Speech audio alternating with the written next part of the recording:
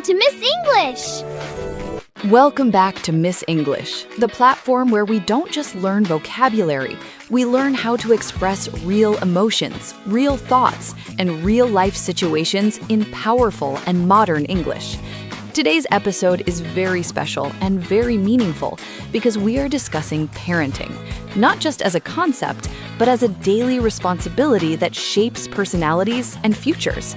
And before we begin this heart-touching conversation, make sure you subscribe to Miss English, because here you learn daily English that truly matters in real conversations and real relationships. Thank you so much, Miss Umama, and I genuinely feel honored to be here today because parenting is one of the most sensitive and impactful topics in society. As friends and educators, I think it is our responsibility to discuss this with clarity, empathy, and practical language that people can actually use in their homes. And yes, everyone listening should subscribe because discussions like this improve both your English and your emotional awareness at the same time.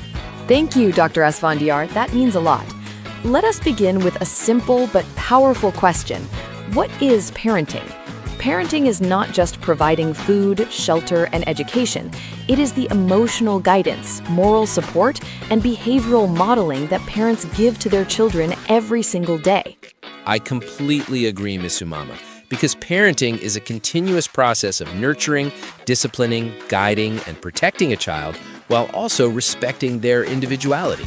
It requires patience, consistency, and emotional intelligence, which is the ability to understand and manage one's own emotions and the emotions of others.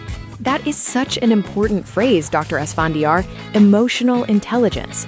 Good parenting often depends more on emotional intelligence than on strict rules or control. When parents listen actively and respond calmly, children feel safe and valued. Exactly, Miss Umama. And that brings us to the concept of good parenting. Good parenting includes setting healthy boundaries, encouraging open communication, and providing unconditional love without creating fear or pressure. Yes, Dr. Asfandiar. And healthy boundaries mean clear rules explained with respect rather than anger. When parents say, "I understand your feelings, but this behavior is not acceptable," they teach discipline without humiliation. That is beautifully explained, Miss Umama. Now, on the other hand, toxic parenting occurs when criticism becomes constant, communication becomes harsh, and children feel emotionally unsafe in their own home. Absolutely, Dr. Asfandiar. Toxic parenting can include excessive control, comparison with other children, emotional neglect, or verbal abuse. These behaviors may create long-term emotional wounds that affect self-esteem and confidence. Miss Umama, this is where the term childhood trauma becomes important. Trauma in parenting refers to emotional damage caused by repeated negative experiences, such as humiliation, fear, or lack of affection. That is such a serious point, Dr. Asfandiar. Children who experience trauma may grow up feeling anxious, insecure, or emotionally distant because their early environment lacked warmth and understanding. And sometimes, Miss Umama, parents themselves carry unresolved trauma from their own childhood, which unconsciously influences their behavior with their children. That is very true, Dr. Asfandiar, and this is why self-awareness is essential in parenting. When parents reflect on their own experiences and heal their own emotional wounds, they are less likely to repeat harmful patterns. Let us also discuss what hurts parents. Parents often feel hurt when they feel unappreciated, disrespected, or emotionally disconnected from their children, despite their sacrifices. Yes, Dr. Asfandiar, and children feel hurt when they feel unheard, misunderstood, or constantly criticized instead of supported. Emotional neglect can sometimes hurt more than strict discipline.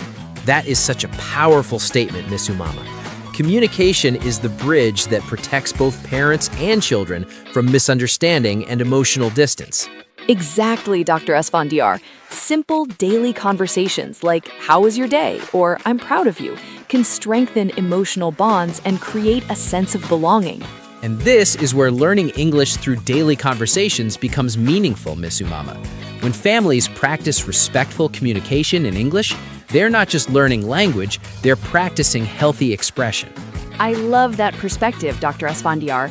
For example, instead of saying harsh words, parents can say, "I am disappointed in this behavior, but I still love you," which separates the child from the mistake.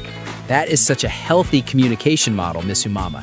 It teaches accountability without destroying confidence.